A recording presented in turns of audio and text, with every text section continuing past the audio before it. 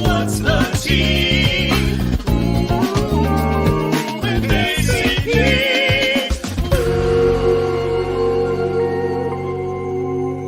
Here's the tea with ACP. That's kind of cute. Hello and welcome to What's the Tea with ACP, a live webcast where we feature artists, chat with them about what's going on in their lives, their art, and their social experiences. I have to tell you the tea of today. The tea today is individuality. In this edition of What's the Tea, I'll be chatting with fashion creative and wholesale director Andre Michael Williams. Little did you know, haha, that he's also my cousin. Yes! We'll focus on his life as a creative, what inspires him, and how his work may inspire others. Andre is a Los Angeles-based menswear fashion wholesale designer. Graduated from Morehouse College with a degree in marketing, and has worked at such brands as Terry, Tory Burch, and Rag & Bone. Let me pull you up. Come on into the stream. Hey! Hey, cuz. Hi, cuz. Welcome. I'm so happy to be here. welcome. I'm so happy to Thank have you. You are so welcome. I always try to bring in guests who are unexpected. And I've always been kind of a fan, even though you're my cousin, but I've also always been a fan of how you create certain spaces and the looks that you create and how you interact with the world. And I thought, well, creative artist, also family member, why not? Love that. So I'm so happy that you were available and able to come on today. Yes. Of course, anything for you. And I'm just so proud of this platform that you've created. And it really is so cool to have people, from your creative community, people outside of that are still creative and just, like sharing information and just having fun talking. So I'm just like super, super happy to be here. Exactly. Yay. Okay, let me share the tea for today. It is individuality. Okay. Love that. I'm going to give you a little definition. So the definition is the quality or character of a particular person or thing that distinguishes them from others of the same kind, especially when strongly marked. Ooh. I like that. Let me run that back because that was a little, it was, Rewind. So, it is the quality of character, the quality or character of a particular person or thing that distinguishes them from others of the same kind, especially when strongly marked. Now, I don't know what strongly marked right. I don't know what that means, but I think it means when it's that thing that differentiates you but doesn't ostracize you, right? I agree. Kind of like being an individual or being individualistic. I agree. So do you have any experience with that? Yeah, I mean, I feel like a lot of my, even before starting a career, a lot of it was me not, trying to stand out, but just naturally standing out. Like I think about college, and I was a business major. So a lot of my peers were wanting to do like finance and like corporate stuff. And I was like wearing cardigans from the thrift store and, directing the fashion show for homecoming. And so I was just a very different person in how I expressed myself and the like aspirations that I had. So I felt like that was very, very individual. It was like, just figuring out on my own. A lot of people didn't know what to do with me, but I just tried to kind of stand in my own passions and what I wanted to do. And as a result, I think you just stand out because of it. Exactly. That's a great way to kind of narrow it down is a standout, right? Like that's Yeah, a part of being, I think, an individual and having individuality is that people notice that, and some people are very attracted to it, some people are put yeah, off by it, but that's kind of the I feel like it's kind of the line that we tread as people who are more maybe individualistic. Because yeah. I feel that too a little bit. Like I've always felt a Mhm. little bit like, I've always Yeah, the weird part is when I was younger, I always wanted to be like in the groove, in the grain, right? yeah, Always part of the yeah. like the salmon swimming upstream. But 'Cause that's the part of growing up. Like you're just like, okay, yeah, well, what is everyone else doing? Okay, I want to do that too because I want to fit in.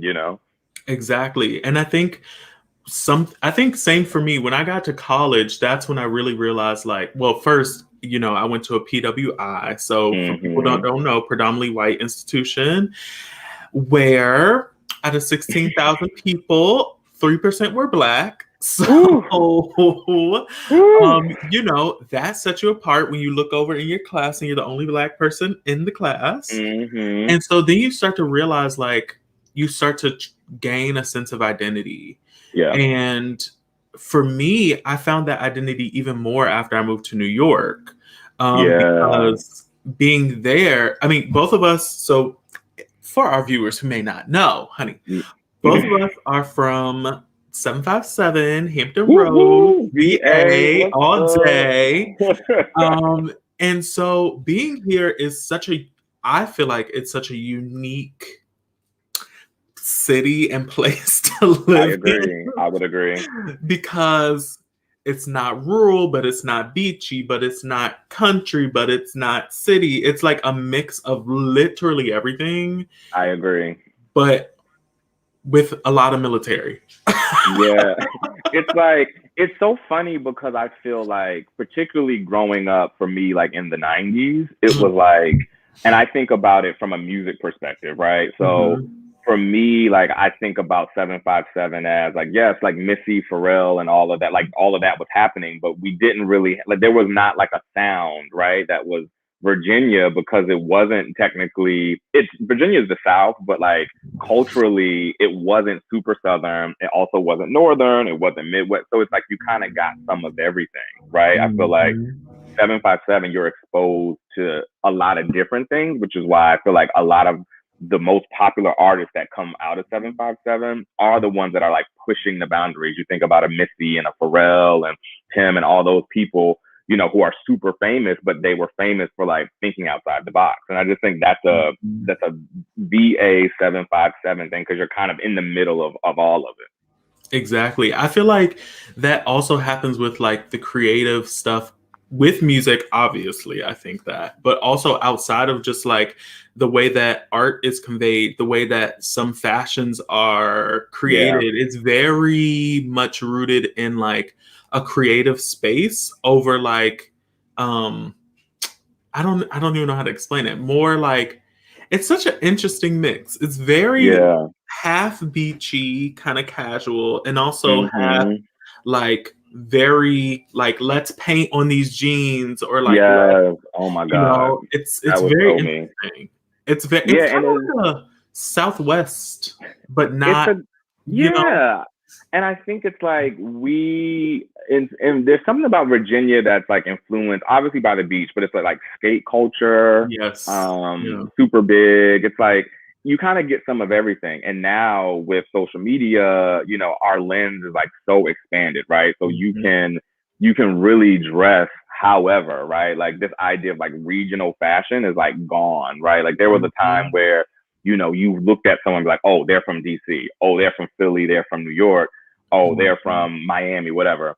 Now it's like everyone has access to everything. So you can kind of bring your own, understand like how you want to present yourself, like the vibe that you feel, like, oh, I want to try this. I want to do this. And then you just go for it. Right. Exactly, exactly. So you mentioned a few cities.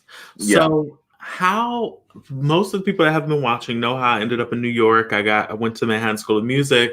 But what about you? Because you didn't go to school in New York. So how did that No. journey okay, well, actually, so right now Andre's in LA. a Woo-hoo. recent move. Not, I Yep. mean, it's been a little while now, but Yeah. 12 months, 13 months. Yeah. yeah, but is a New Yorker, because after you spend 10 years there, you are a New Yorker. 100%.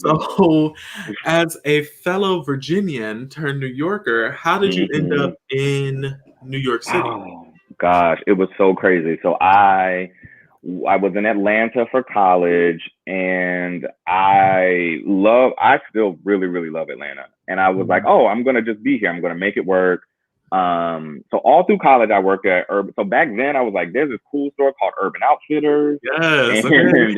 and it is like it's the coolest store ever. And I like this was early 2000s, and like I Mhm. really needed to do something off campus because campus was like killing me. So I Mhm. went up, just asked for a job application. I'd never worked in a mall before, and so started working there. And then I was just like, I got really intrigued by like how clothes got to the store, Mm. and just started working there. And I was like, oh, these are like people's careers.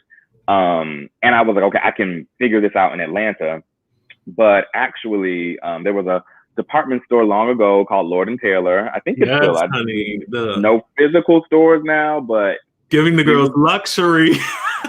she was grand for the time. She was grand, and so in Atlanta, they had come to Morehouse to do interviews, and I was like, oh, this could be something. Like I'm like, oh, I think I want to be a buyer. Like I think that that's how clothes get to the store. Buyers buy clothes for the store. Mhm. And so, scammed my way there because it was a lot of Okay. hurdles, a lot of like, no, you can't, da da da da. Mhm. So scammed my way there. That was like in November. They asked me to interview in December in New York, and then they asked could I move by February to New York. And so it Okay. happened in a matter of like 3 months, and I just had to figure it out. Same thing happened to me from New York to LA as well. So like it's like you kind of understand the pattern of your life. So Mhm. I was better prepared for that. But like back then I was like, how am I going to leave my life in Atlanta that I had set up and I had committed to kind of stay there? And now I'm all of a sudden in New York. But I'm glad that it happened that way because I didn't even have time to be scared. You know what I'm Mhm. saying? Like I just had to go for it. I just had to learn the subway. I just had to find an apartment. I just Right. had to start working. I didn't even have time to overthink, overanalyze. And, I had a lot of friends who lived in Harlem. So it was like, live in Harlem, you know, Mhm.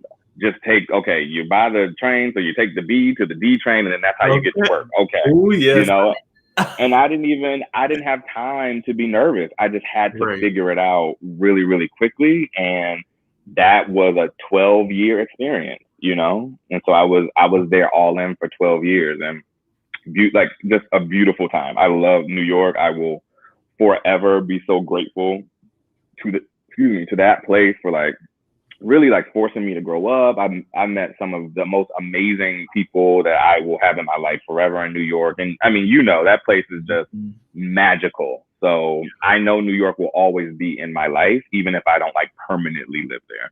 Right. And Yeah. it's interesting too because I feel like the people that belong in the city and the time that they belong there, when they get there, it works like this. Mm-hmm. Everything flows together. Mm-hmm. Even if you have to fight for what you need or whatever, Whew.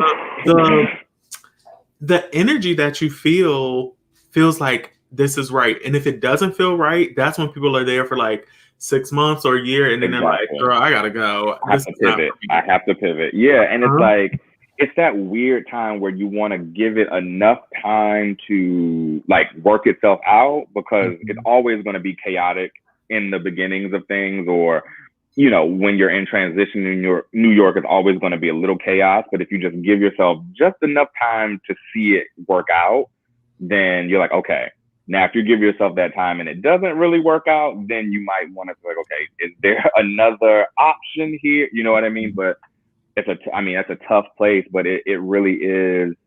That's a beautiful city. And Yeah, I'm eager to see kind of how it transforms like post pandemic it's gonna be because interesting. it really is. I personally can't imagine And I have a lot of friends who did it. I personally can't imagine being there through quarantine and pandemic. Like, I don't know if even like, I'm a New York person. Like, I am a New Yorker. I don't know if I would have been strong enough to last during that time, because so much of what makes New York for me is like getting out, seeing the people, being all up on people at the bar, that I love that. Right. So for that to be kind of taken away or like diminished for a long period of time and being in New York, I don't know. I honestly don't know if I would have made it, but I'm eager to see what New York becomes after the pandemic, because I think it's just going to be an even doper place.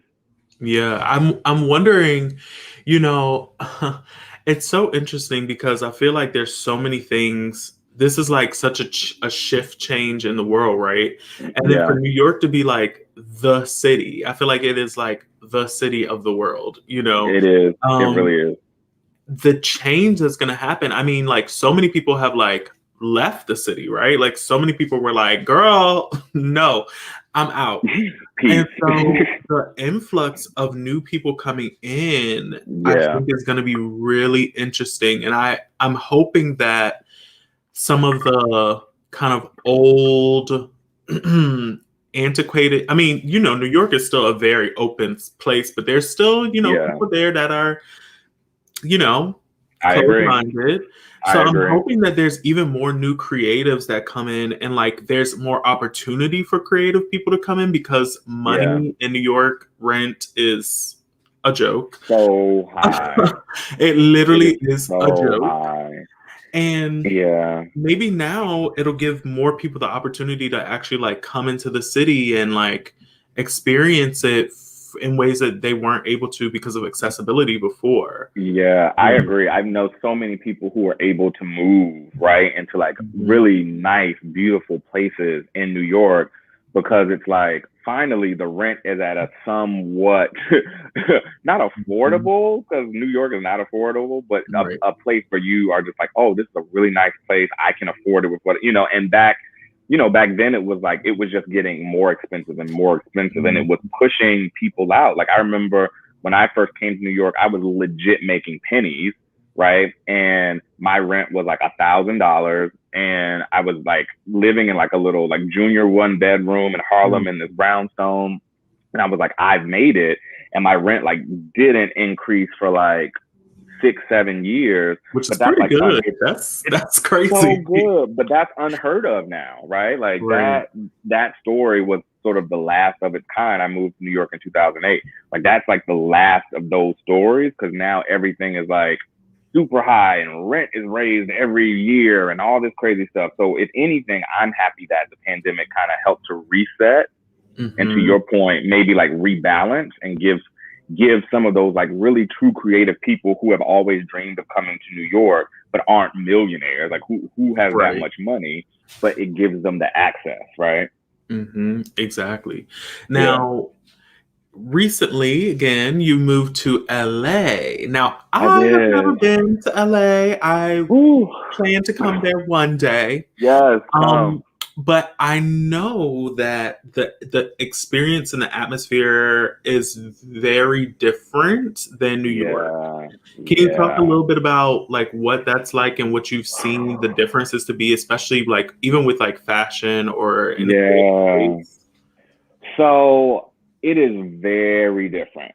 And last year, when everything was like very quiet, shut down, I felt like I needed a year to like detox from New York, and I needed a year to sort of create my own identity in LA. A lot of my New York existence was like, give a look every day, going down the street, all of this. And it was very like external, gotta be wearing this, gotta be doing this, gotta work, And LA for me has been really like kind of zen, kind of peaceful.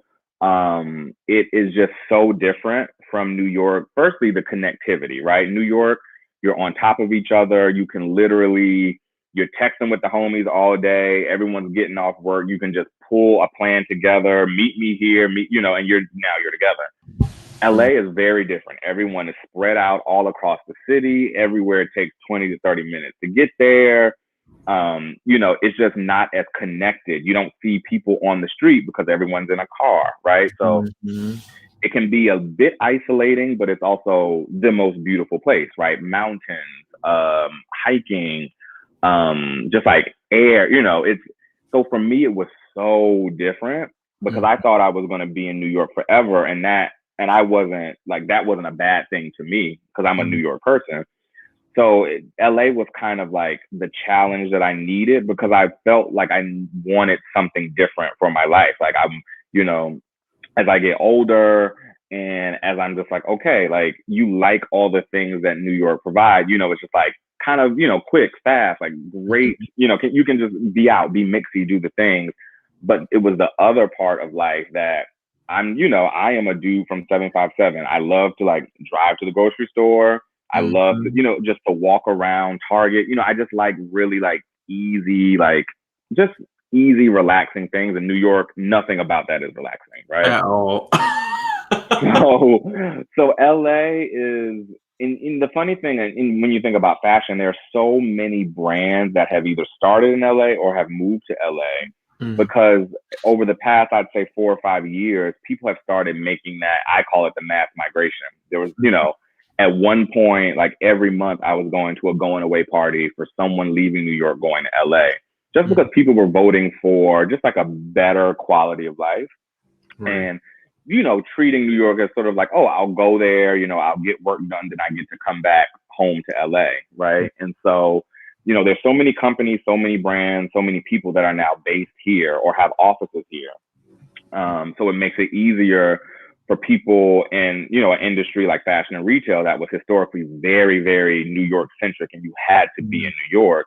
Now you've got these cool street brands and I, for better or for worse, I credit like the Kanyes and the Kardashians of the world that have really put an eye on the West Coast. And you've got a lot of like streetwear, a lot of cool like brands that people know and love, and they're started in LA. So it gives people like me who, have really like started like department store, buying programs and like very traditional sort of like fashion and retail careers. It gives you another option, right? It gives you another way of being like, oh, I can still do what I love, but I can do it somewhere else. Like I don't have to be relegated to New York. And a lot of my earlier decisions in terms of coming to New York was like, okay, well, if I'm going to do it, this is the place where I can do it most genuinely. So now I'm just excited that people, younger people, older people, people in the middle have more options to say like, okay, like if I want another experience outside of New York, I know I can go to LA and live like I can live a different life, but I can still keep my passion going in this industry. Right. Wow. That's so interesting because I feel like something that really kind of touched me that you said was that you felt like moving to LA, you felt less like it's less about like this external thing, which I feel like is the opposite of what people think about LA. Like most people think like LA is all about that, thing. But I think it is. Yeah. Right.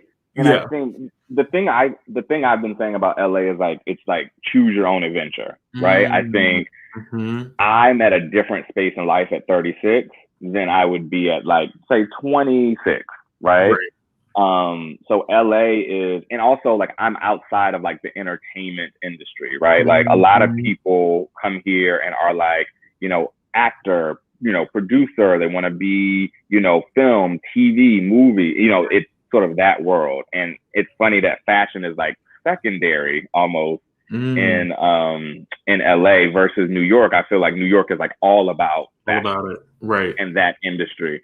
So for me, there is so much of that external, but for me, it has become less about that and more about like my own sort of like personal connection to like nature, to, just other ways of being. Because don't get me wrong, you're right. LA is very like, very that, very like, right. Very fillers at the dinner table. Exactly. And it's so ridiculous, but there's a part of it that I find really amusing. But for me, it's been more about sort of like the introspective look at the kind of person I want to be, the kind of life I want to have, versus like trying to like get my nose done. You know what I mean? Like, and that's what I think is so cool about your experience, is that you went there and created a different like space for yourself, right? Like getting out of the city where it's like city is, you know, LA is still a major city, but it feels probably less, obviously, like you said, less cramped. There's more space. There's like activities that you can do that aren't in a bar, that aren't, you know, in a dark, you know, whatever theater or whatever. Like you can get outside and do things, especially too, probably because of the weather, like makes a large difference. Yeah. But I'm also, so something that you talked about was how you kind of came into doing fashion and like merchandising. For people, or like, you know, some of the youngins who maybe are interested in this, can you talk a little bit more about how you discovered the business of fashion as a career? So if you don't know, people watching, I ask my guests to come up with questions, and we have some great questions. So this is the first one: is how did you discover the business of fashion as a career? Because for me, I'll say mine first. So for music, you know, I always had a flair for music, and always had like that little bit of talent happening there. But a lot of talent, not a little bit. Stop it. Always. Well, thank you. But it was also like, I didn't know if I wanted to do it as a career, right? Like I didn't know that was I didn't know that was an option necessarily for me. I didn't, you know, see many people like myself on screen, or, you know, at theaters and things like that. And so, you know, obviously compared to, you know, 1980s or 60s or 40s, obviously there's more Black opera singers or Black classical musicians, but and compared to now, you see it much more than in the early 2000s. Yeah. So for me, it was like, I don't know. And I found my love for it through college and through just learning more. But even now, I still don't know if being a singer, you know, there's more to what I want to do in life than just being a singer. Right. You know what I mean? Like there's other aspects of the musical career that, which is why I like what you said, business of fashion as a career. Cause I think I would say the business of music as a career, instead of being specific. It's so super specific, right? Cause it gives you more doors and more opportunities to walk through and to create a better and bigger space for yourself. So what about you? How did you discover your love for fashion? Well, it's funny because I think a lot of people, me included, when I was younger, you just don't know what's available, right? Like, unless you have family or a parent that is doing that in that industry, like, you don't know what a buyer is. You don't know what a planner is. You don't know what a merchandiser is. You know, for a lot of us, our first sort of taste of what business of fashion is like the retail store space, right? So that's why a lot of us start our careers on the sales floor. You know, you could be at Neiman Marcus, you could be at Urban Outfitters like me, right?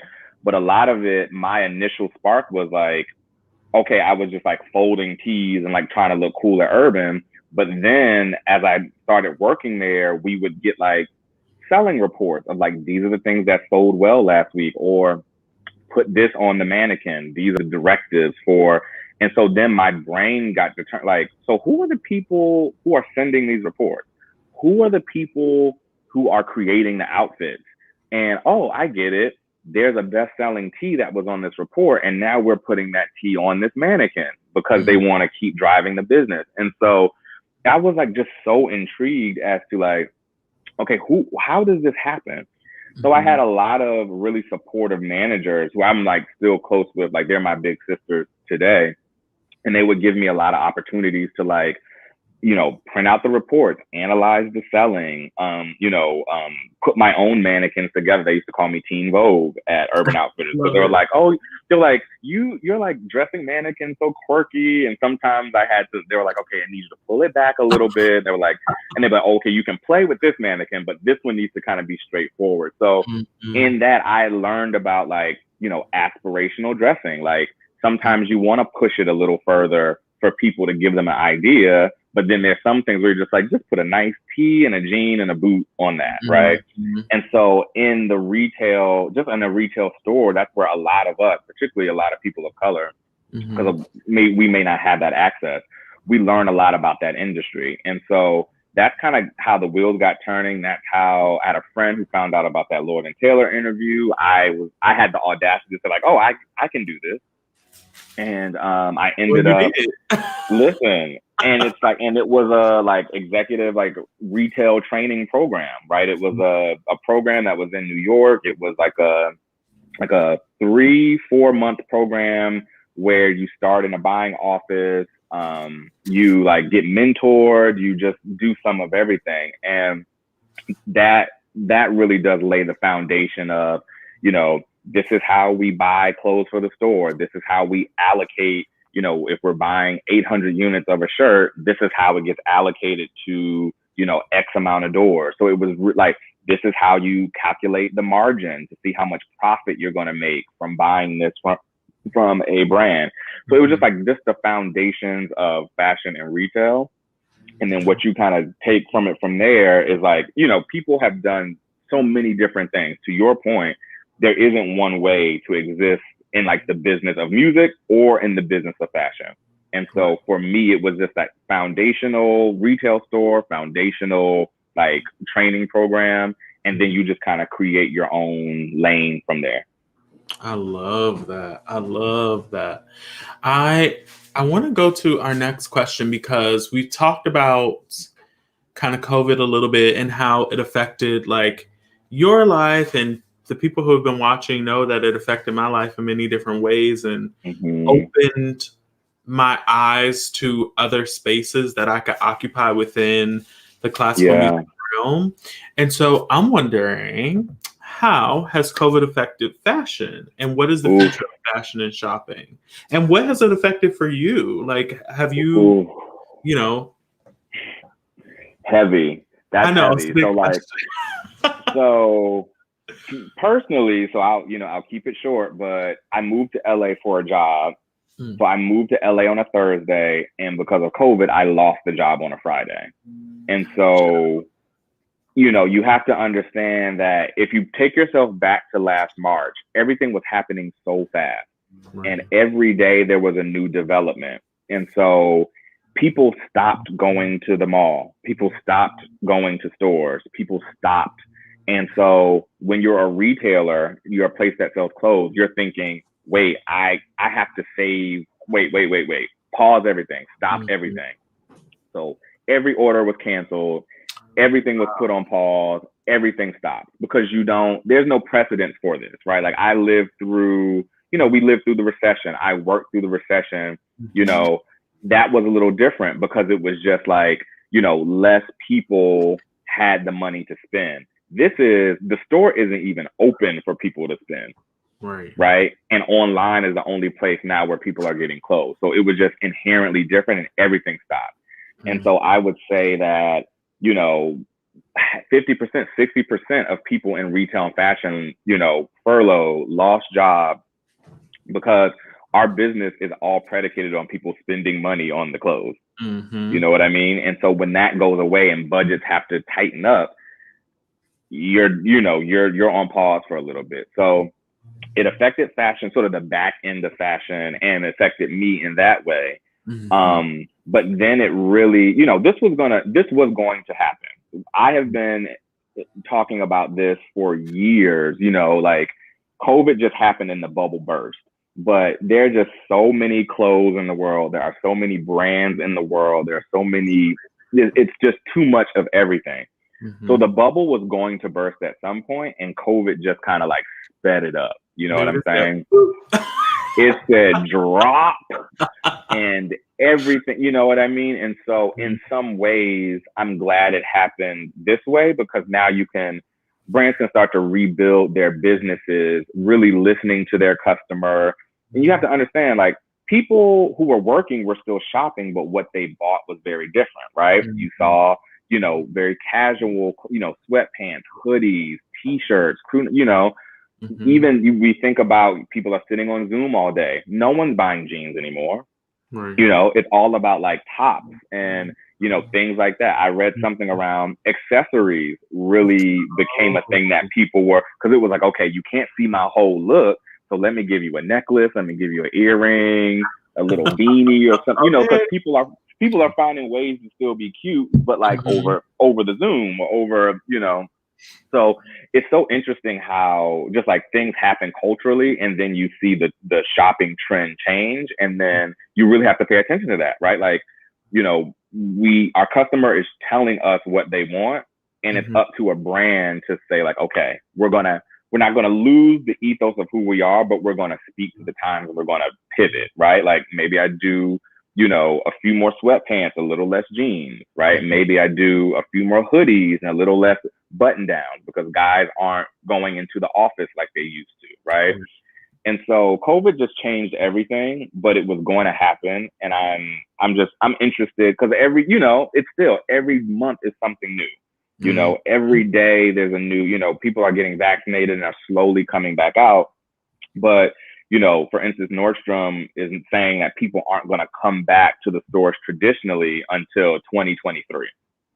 Right. Wow. So it's like, what does that mean for us? Like, does our relationship to like shopping online change? A lot of people are going online and like in-store pickup, all these sort of new things have come from COVID to, make people feel like, oh, I can still shop. I can still kind of get out there in the world, but it's affected everything. Wow. Everything is different. Everything is different. On the second question, what's the future of fashion and shopping? I feel like something that's going to happen, or something that me as a consumer that I would like to happen, is more, I foresee this happening, is more curated stores, right? Like more of a when you go into the store, it's an experience, because you need to draw people into that space, right? So it's like creating experiences within the actual storefront that you can't get from just like clicking online or clicking through Amazon. Because for me, one of the things I like to do if I'm shopping, I like to go through and really like look, right? I like to like touch the fabric. Like I don't like to order online, because I don't like, I'm going to be mad if I buy something and then I have to ship it back. I'm not shipping it back. So I'm not going to buy online. So I like to be able to, or like, even if I can, because she's a big girl over here. So if I can touch something in the store and be like, okay, well, I would get this in my size if I have to go online, or even something that I see potentially happening is having a smaller amount of variations of clothing, but having a wider size range. So you're getting more diverse people within the store. And then from that, being able to like, maybe customize it, or, do things to make it more individual. But bringing people into the store has to be an experience, because if that's the reason why like stores like Ulta, for instance, people are still going into Ulta because you can sniff the perfumes, you can, but it's less because you can't swatch things, right?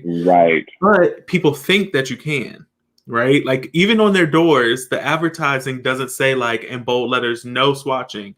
It's very teeny. So the people are still going to come in, they're still going to be like, well, can I? And the girls are going to go, no, ma'am. And they're still going to buy their Clinique. You know what I mean? So it's one of those things where the stores, I feel like, that are the best are either the stores that are extremely cheap, like Walmart, or the stores that create an experience for the buyer, like Target, for instance, where you go in and it's just, you have this like, I personally can't shop in Walmart. I'm a Target all day. And also just something about the way it's built and the lighting, and it just really like, no. But if I it gives like Target, warehouse. It gives warehouse. And somehow the people at Target have created a space where it doesn't feel like it's, it is still warehouse space, right? But it still feels like you're contained. It feels like something, it feels, safe. And Yeah. I'm wondering what that's going to look like for um, more smaller retail stores, or even like I feel like malls are going to have to create experiences for the guests, right? Like it Yes. has to be, that's the only way that people are really going to get in. And especially the younger generation that have been stuck on Zoom for a year, Yes. Yes. learning and wanting to get out and socialize. But I've also Yeah. heard that some of like the Gen Z kids, they don't want, they've like learned how to pick their friends instead of going out with like big groups. They go out Right. with one person or two people. So it's also like creating experiences that can be scalable, right? That can be like Hmm. individual to a big group and everywhere in between, because Yes. people are going to start traveling in pods more than people Yes. meeting up, right? Like they're going You're to be. so on it. Like it Mm, really is. That is what's happening. And these were the conversations that we were having like 3 years ago, right? Because mm, you were starting to see the decline of, malls are closing down. People are mm, going to the stores less and less. So to your point, it's like, how do we make that special, right? Like, mm, how do we make like a pop-up shop inside of a shop?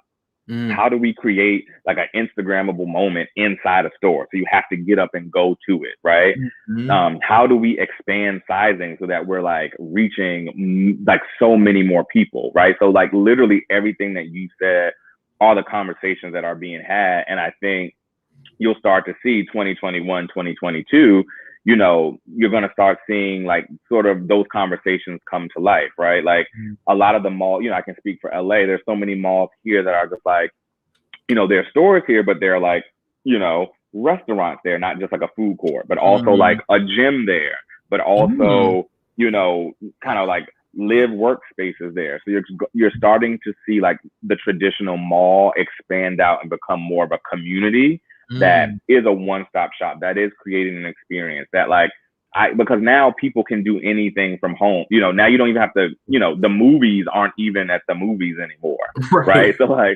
So it's like, what are the things that are going to make people actually get up and go somewhere? And it really is all the things that you just said, that those are the conversations that are being had. So people are going to start really seeing a lot more experiential things coming from brands, really coming from everyone, because Mm. there has to be something special to get people up and out of their homes. Right. So working in this space, like I named some of the brands that you've worked with.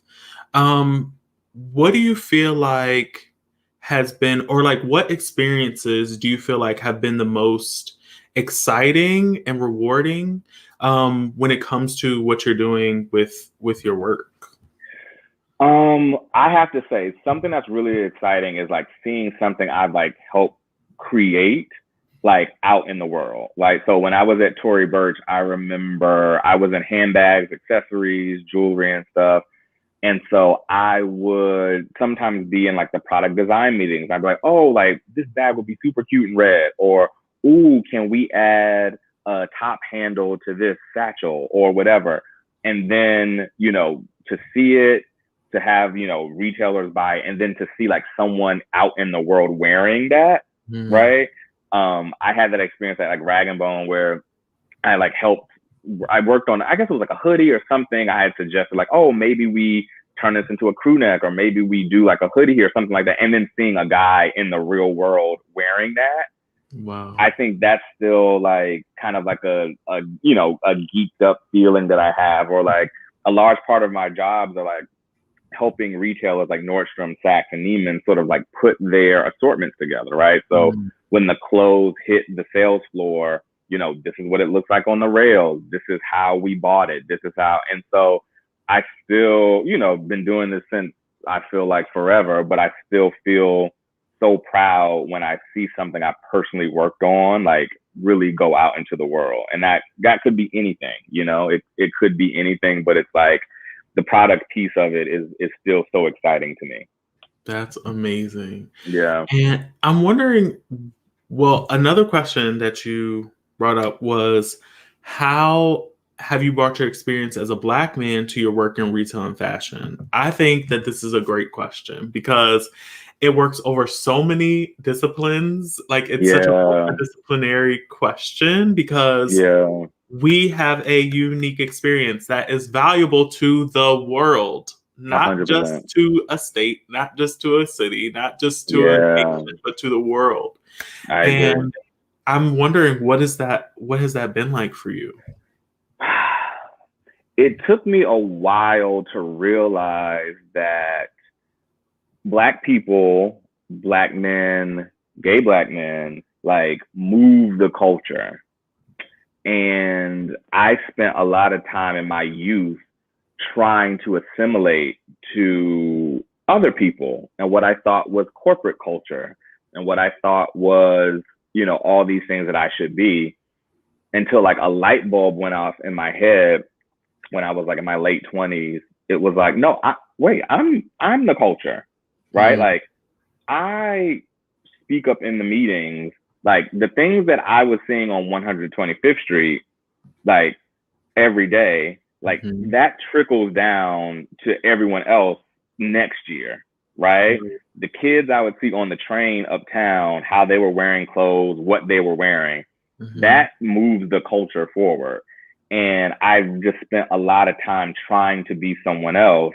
And then one day it was like, no, like we have the juice, right? Like Mhm. our lived experiences are, I grew up in the church, Mhm. watching people get dressed, watching my parents get dressed, watching, people Wait, hold every on, Sunday. wait. Can we talk about it? Sharp, okay? Sharp. Always. And that really Consistently. is, you don't realize it at the time, but like you're watching people get dressed, you're watching people in that world, that like Baptist church world, you're Mhm. watching people really create looks and do all that stuff. Like Black people have always been like the pulse of the culture. Mhm. And it's like, I think we're starting to realize it now. But like when we realize our power and when we realize what we bring to the table in so many industries, I Mhm. think it's like sky's the limit, because no matter what, the things that we bring to the table are so valuable. And so, yeah, when I realized that, it was the biggest unlock for me, because it freed me to just be myself. Mm. It freed Wow. me to say, we need to make a hoodie here because the boys on 125th love hoodies. Right. You know what I'm saying? Right. We need to make a ripped jean here and have jean rips in both the legs, because the boys up to, and these, anyone from Rag and Bone would tell you, I would be in the meeting. We had my friend Eric, who worked with me, we used to say like from Harlem to the Hamptons. Okay. Period. And we would, because I felt like at some point I was just free, and I would be like, we need to do this, we should make this, we should, and it was really just coming from like living life in our culture, and also Mhm. just being observant of like how, what people are wearing, what people are doing, and just the psychology of how people are getting dressed in response to like what's going on culturally. So I just feel like we have so much to offer, but a lot of times we are told and we believe that we need to assimilate, to whatever is majority, to fit in. And I just Mhm. want freedom for all of us, because that is where the magic happens. I so agree. I 100% Mm-hmm. understand that, especially in the industry that I'm in, that is so sometimes. Like, I Mm-hmm. think of the things that happen behind the scenes in like the classical music world, and people would pass out. I can And they only knew, imagine the you things that know, you have seen and heard. I can only imagine. it's just crazy. And then also just like the people who are the actual artists who are in it, we're all playing a part. We're all playing or I don't even want to say playing. We were, most of us, playing the role, right? Like assimilating, like you were talking about, assimilating to what is the right way to do things or the right Yep. look. And now it's like we don't have to do that. Like we Yeah. have to get out of the like mindset of like, in order to be successful, you have to do these things, because we know that even if you do all of those things, that still doesn't mean that you'll be successful, right? Talk And, about it. and so it's helpful to release yourself of that burden, actually. Mm-hmm. And I think that it creates a more humanistic person. And sometimes Mm-hmm. those kind of things, like for instance, I made a conscious decision to like not cut my hair, right? Like in our industry, as males, we often are like, so you're gonna cut your hair, right? For the show. It's Right. very much of that it gives that. But I'm like, Okay. no, you can wig me. Mm-hmm. Because most of the time, child, they want you to cut it down, and you're playing somebody from the 1600s. So, but I'm like, Right. but you must also realize that if I were alive in that time period, my hair would look the same. Yeah, I Okay, have hair. she might be a little less, presented. Right. She might be, bleached, But I'd which have she might hair. be, but I'd have Right. hair, right? Mm-hmm. You're And right. so it's like this thing of like trying to kind of cancel out my own ancestry in a way that happens, I think, Mm. in the industry, where it's like, no, people around, like, yeah, they might have been, their hair might have been pressed and curled, but it wasn't every black man didn't have their hair shaved off, Agreed. you know? Agreed. Or just other little things like that. And I think it's so interesting how too fashion and identity and time periods play so well together, right? They Yeah. like interlap, so interlace Yeah, I so well agree. together.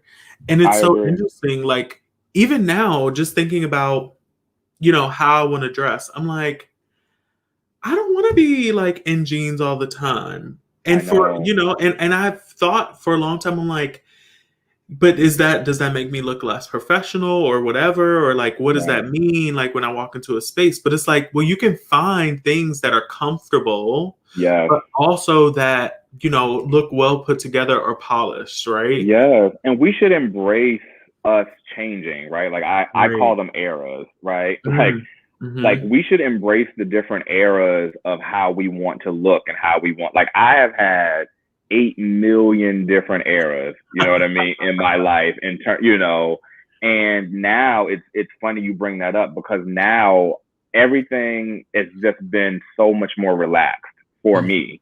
Whereas I was the one in New York was like, I will suffer for fashion. Like these shoes hurt, these jeans are so small. I am uncomfortable in this leather jacket, but like it looks real cute, and I'm just gonna wear it. Mm-hmm. Cut to today, we're like in a pandemic still, and just LA, the way that LA feels is just a lot more relaxed, a bit looser. And so I am acknowledging that I'm in a different era of how I want to dress and how I want to present myself. And I'm someone who is like, because I do this for work, like I'm the nerd, like putting a PowerPoint presentation together for myself, I right? love that. Like Yeah. I do that for work, but I also do that for myself. I had an old boss who was just like a beautiful black woman who just changed my life, and we would like every season she'd be like, Andre, I think I want this bag, and this is how I would like to put this together. And she would put a deck together for herself. And I was like Wow. 28, like, like that is so major. And so like, and also for her, it was like it helps guide the shopping, because Mm. we see things we like. It's an emotional purchase. Oh, this is cute. This is cute. She would create this deck, and it would help her guide. It's like, okay, you don't need that pant because you already have something like it. Like what's on your, like go back to your deck. Again, it's a very nerdy way. It's a very nerdy fashion industry way to approach like shopping and getting dressed. But for me, it was helpful because I had so many different eras and so many different ways I wanted to look. And so I put to this day, I still put these decks together just so that I can like say like, okay, this is how you're feeling. Like lean into that. Like I feel I'm saying that to you, like, yes, like however you feel, like lean into it and say like, okay, how do I want to look now? You know what I mean? Like, let me try some things. And that's the fun of it. Like, that's the fun of also our world resetting. Like, Mm-hmm. nothing is the same. So like, if you're ever gonna try looks and try something new, like, now is the time, because our world is so different, you know? So I say lean into it. Lean into it. You know, keep a few pair of jeans in the back of the closet, but do Mm-hmm. whatever you want. Cause like, why not? Right. I totally agree. And it's like, it's so interesting to see that those layers are happening like in tandem with each other. And especially like to see how you were mentioning how what's happening in the world influences fashion, right? And I think you're also starting to see more like sustainable brands that are being creative with the materials that they're using, more sustainable packaging, more sustainable shipping of things, because we most people know that the fashion industry can be an industry that Whew.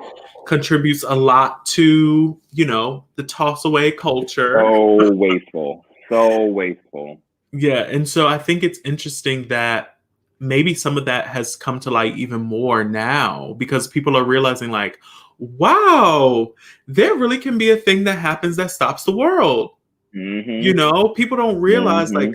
something can stop the world. And I Yeah. think that that's our next, this is getting kind of out on the outskirts of conversation, but that's our next space is like, how do we make sure that we don't end up having, this big shift change in climate, like all of the things Ooh. that are starting to like Yes. kind of bubble up and people are starting to be like, okay, what little, I mean, I myself have been making little changes here and there just to the Mm-hmm. way that I'm purchasing things and the way that I'm like also consuming things and trying Yeah. out more natural products and things. So I think we'll see that probably too in the fashion industry Mm-hmm. even more than we have before, Yeah. right? I completely agree. It's like people now have access to information that they've never had access to before, right? Like, Mhm. at one point you could just present everything on a platter and everyone's like, okay, cool. Right? Mhm. Now people want to know where the cotton is sourced. Okay. Are the animals being treated ethically? Is this recycled? Like, you have never seen this level of transparency in product making before, because people just simply back then weren't as knowledgeable. So Right. now you have to respond to the times, and the brands that are winning are the brands that tell the story, right? Like, there's a great jersey brand called Pangaya, and Mhm. Pangaya's whole thing is like, on the actual garment, they'll like write out like, this garment was made from 100% recyclable cotton from da da da da da da, and it's like, it has become a, like, literally the fashion, like the transparency fashion, right? Like, Love that. on the shoe it'd be like, these shoes were made from grapes. Grape leather is da da da da. You know what I mean? So it's almost taking the transparency of where we are now and putting it on the actual garment. And you do it in a bunch of colors, and it becomes a fashion thing, and you see it all over Instagram. And so that's one example of how you can really kind of turn it inside out and really and see, it's not a burden to be transparent. You can actually make it something cool and trend and something that people are really into, and they'll buy into it even more because they feel like, oh, I know exactly where, the transparency. I feel good about this. To your point, it's Mhm. not just products too, it's the packaging, right? Like, Right. what good is it to have all of this cool sustainable fashion and recycled all this stuff, and then like your packaging is like the most wasteful? Right. All you have is You know what I mean? peanuts, packing peanuts. Exactly. Exactly. So it's like, brands have to start seeing this beginning to end. It's not enough to just have the garment. It's every step of the process, from Mhm. like production to the way things are shot and the way things are made. It's like, it's every piece of it, because the people want to know every part. Yeah. Wow. Wow. It's just so cool how everything is Yeah. connected. Okay, And so changing. we're wrapping up, but Okay. I'm putting you on the spot.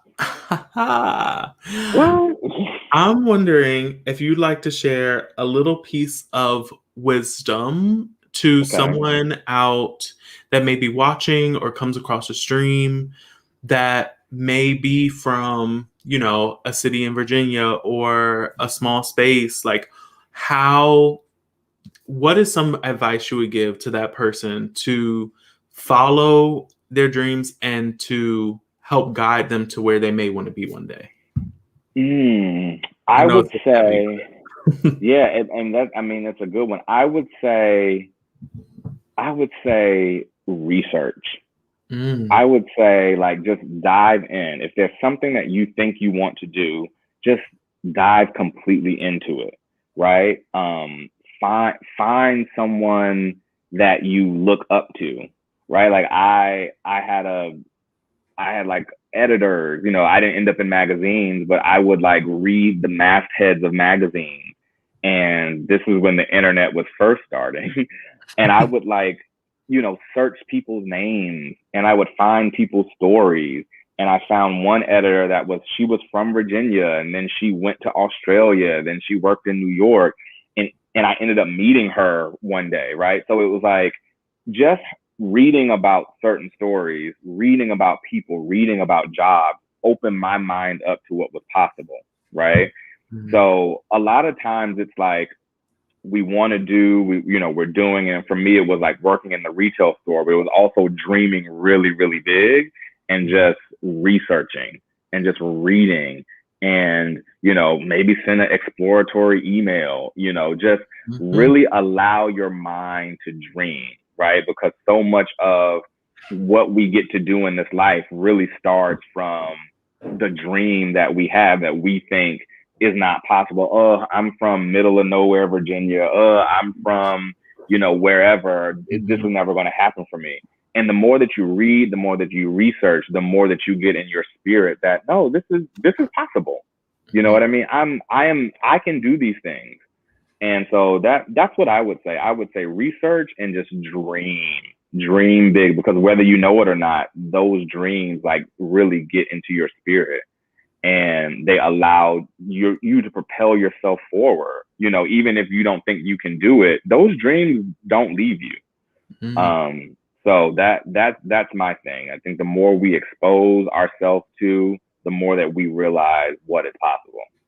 Wow. I love that. I have not listen, I haven't heard that answer before. Okay. I love that. That's such a great great answer. And I think it's something that I'm gonna use that one day. Listen, it's so true. That's so true. It's like, yeah. Dream, write it down. Like there's power in like the written word. There's power in like saying things you want aloud. There's like power in just like reading about things and like envisioning and manifesting. And I'm like super, you know, all about that. So I think that none of those things are just as important as like going out, getting a job, emailing people, going on interviews. Like those things work together. Like those things are the tangible things, and our dreams and our, you know, the things that we allow ourselves to like manifest in our vision. Those kind of work, you know, for me as a spiritual person, those work on that level. And when it all comes together, you look up one day and like, wait, I'm doing the thing that I envisioned that I was doing, that I wanted to do, you know? And so don't stop dreaming. That's what I say. Oh, I love it. I love it. Thank you so much. Of course. Thank you. I just want to say thank you so much for coming on to Thank you, cousin. ACP. You're so welcome. I'm so happy that you were available and you were able to come in and chat with me. And we are so thankful here at Oral Compass Projects. And we can't wait to bring you the next episode in a couple of weeks. I'm gonna give a little sign out, but hang out backstage for me, okay. We'll chat after. But thank you so much for coming. Thank you so much. Love you, cousin. You're the best. Thank you, and you gave such amazing input and insight, and I'm so thank you. All right, everybody. Ooh, she's blurry, honey. Ooh, let's see if we can clear her up. Okay. thank you so much for coming to What's the Tea with ACP, where we talk to artists about their creative journeys and how they got to be where they are. We would like to make sure that you check out our podcast wherever you get your podcasts. And also, we just want to say thank you so much for watching and thank you for being supportive and embracing this journey of What's the Tea with ACP. Thank you, and we'll see you in a couple weeks.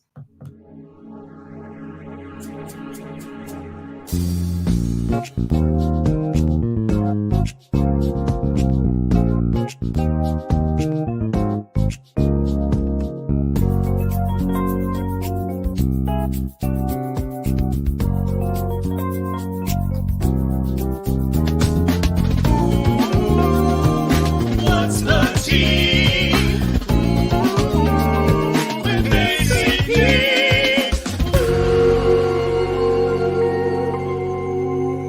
Here's the tea.